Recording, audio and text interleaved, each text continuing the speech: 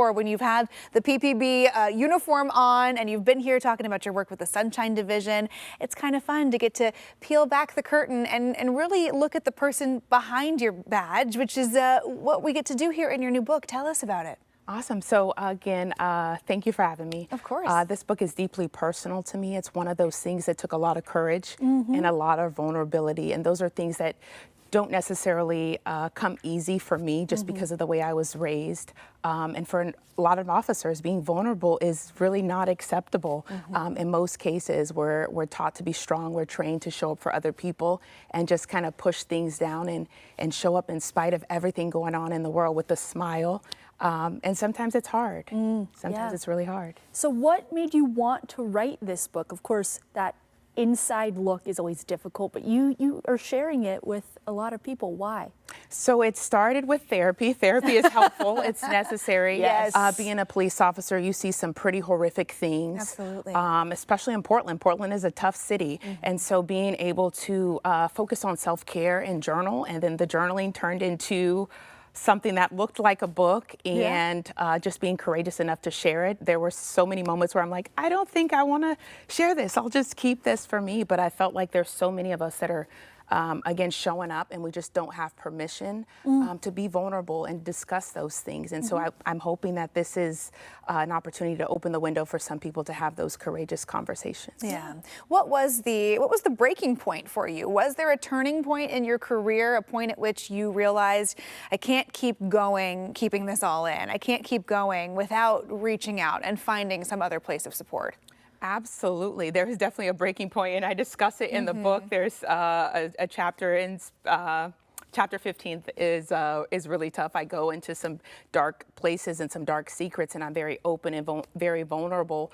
And again, I feel like a lot of times there's so many of us in our community that are suffering. Obviously, I'm on here and I talk about food insecurity, but that's just a small piece. Yeah. Right. In 2020, we had 55 homicides. That's a 26-year high. And so with that, all of those cases are attached to families, and people are forced to just move on. Yeah. They don't have time to sit and wallow. They have to go to work. They have to take care of their kids. They have to show up for the community. And so every one of those cases are attached to people. And so to be able to pause, give themselves permission to talk about it, to heal, it's important. Yeah. And so I hope that through me trying to show this and role model this behavior, that it gives other people permission to do the same. Yeah, I mean, I'm already interested in reading this just from hearing you explain it, but that's because it is a theme that will resonate far beyond first responders.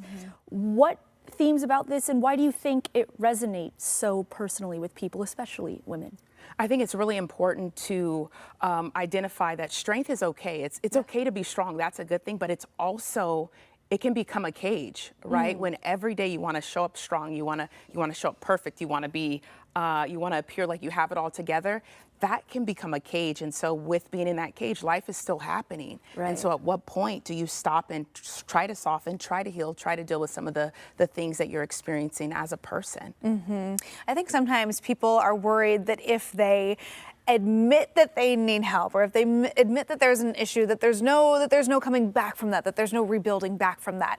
In your experience, has being vulnerable, has opening up made other things easier for you? Have you been able to strengthen other relationships? Or, what are some of the positive sides of finally letting people in? Oh my gosh, it's been amazing. And as a mother, it's allowed me to have a better relationship with my daughter, which is the most important thing. But also I feel like now I'm able to take this to the community, right? And so a lot of times people talk about officers and they talk about the community. We are one and the same. We're both raising families, we're showing up, and we in most cases have the same interests. It's just for some reason we teach that division, and it's like, no, community healing is community healing. And I hope this book gives officers permission to talk about their feelings. Obviously we had Chief Day, and he was expressing some emotions in a press conference a few days ago. And again, with that, people have been torn. Some people are like, wow, that's not appropriate. And some people appreciate it. But again, community healing is community healing. And a loss of life is devastating no matter what part of the community you belong to. That impacts people. Right. Yeah. And the fact that as officers, we have to show up. We're working the protest lines, and we're not allowed to express frustration, right? Like, that's such a hard position to be in. And most officers worked for 2020 and we haven't had that opportunity to go to therapy, to get counseling, to discuss how it impacted us, and not only just us, but our families as well, right? And so, we're still expected to show up and be professional. Yeah. Don't say the wrong thing, don't do the wrong thing.